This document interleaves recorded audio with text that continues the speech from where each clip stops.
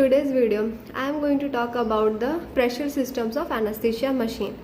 So when we are talking about anesthesia machine, our anesthesia machine, firstly it was invented by Edmund Gaskin Boyles in 1917. That's why anesthesia machine को हम Boyles machine भी कहते हैं. Before the development of Boyles machine, we were using anesthetic devices in the form of inhalers. Okay. So the first anesthesia machine, Boyles machine, was invented. But today what we are using in current day practice is modern anesthesia workstation. Okay, we are not using Boyles machine. Boyles machine is used today also, but mostly we are using modern integrated anesthesia workstation. So now what is this modern workstation? So modern workstation of anesthesia is nothing but components that requires during anesthesia in one frame. Okay, like all the drugs, ventilators, monitors, whatever suction equipments, whatever the drugs and monitors are required during anesthesia, we are keeping it in a single unit. But in case of Boyles machine, it was not there, like ventilators were not there. So that was a drawback in the Boyles machine. So now we are using modern anesthesia workstation.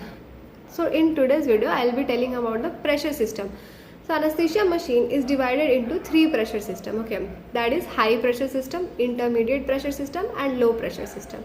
So talking about the first system, that is high pressure system. How high pressure system works and what are the components of high pressure system? See, we have oxygen cylinders. Okay, that is stored in the central supply room. Okay, in which oxygen is stored in large tanks. Okay, it contains bulk of oxygen, so we cannot provide from central supply directly to the patient. Okay, so we have oxygen cylinders, that is type F cylinder, which we connect in anesthesia machine. The cylinder which is in the central supply room is type H cylinders, which contains a bulk of oxygen. So the first component of high pressure cylinders are high pressure system is cylinders. Okay, so these cylinders are type F cylinders. They are connected into the anesthesia machine. So where they are connected into the anesthesia machine? They are connected into the yoke assembly.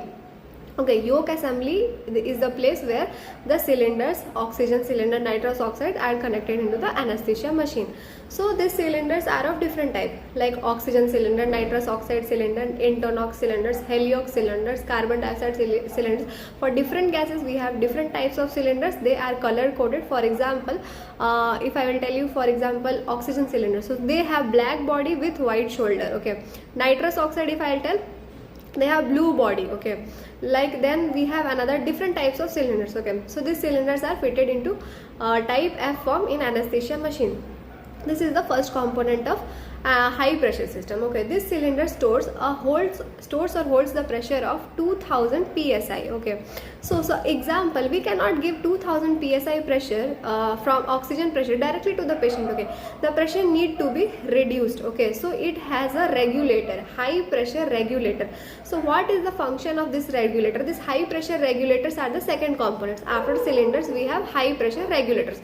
So this high pressure regulator are reducing the pressure. Okay, see, from cylinder we have 1000 to 2000 psi of pressure into the oxygen cylinder. Now there from the yoke assembly we have something called filter. Okay, so this filter, what this filter is doing, this filter is a place from where the gases from the cylinder will go enter into the anesthesia machine. Now from the cylinder the gas is going through the filter through the anesthesia machine. Okay, so first it will come under the regulator. Okay, this high pressure regulator will reduce the pressure. The pressure was 1000 or 2000 psi. From that it will reduce the pressure to 40 to 60 psi. Okay, and this 40 to 60 psi will further go into the intermediate pressure system. Okay, so the components of high pressure system are, first one is your cylinder, that is yoke assembly. It is connected to the yoke assembly. Then we have high pressure regulator, second component.